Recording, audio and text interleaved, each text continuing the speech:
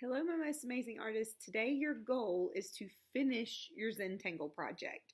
So I have finished my bunny, but you will take your handouts that are at your table and really look at these and study these as you draw them onto your paper. As I said, you can do your own design if you want, but I would use some of these as well because these are really nice.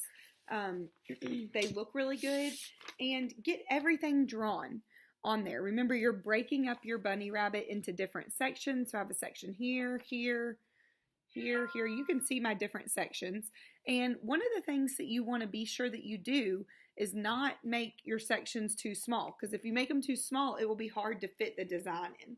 But as you can see, I used this design right here, right there on my bunny, and you can see it there. Another thing is that a lot of these designs have a shadow.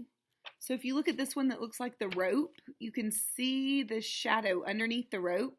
There's shadows in several of these. If you look very closely, this one has some shadows. And so when you finish with your Zentangles, you can take a pencil, and you can see here where I added a shadow. And let's see where else. I added a shadow in a lot of them. I added a shadow here, just to make it look a little bit more three-dimensional. There's the rope one, and you can see the shadow I added. All I did was just draw lightly with a pencil. And when you're done and you've completed all of your Zentangle, you are going to cut your objects out, whatever it is. If it's the bunny rabbit or if you drew your own thing, you're going to cut it out. And you are going to glue it onto this sheet of paper. So I'm going to cut mine out and then glue it and just let you see what I'm doing.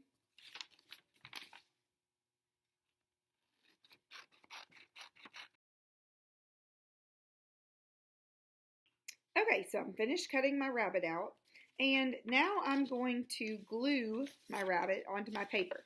It would look weird if I glued the rabbit up here. You don't want to have any of your paper showing underneath your rabbit. The purpose of that is because this is not the whole rabbit. So the bottom right here should be at the bottom edge, because it will make it appear that the rabbit is going off the page. So you can decide how you want to do this.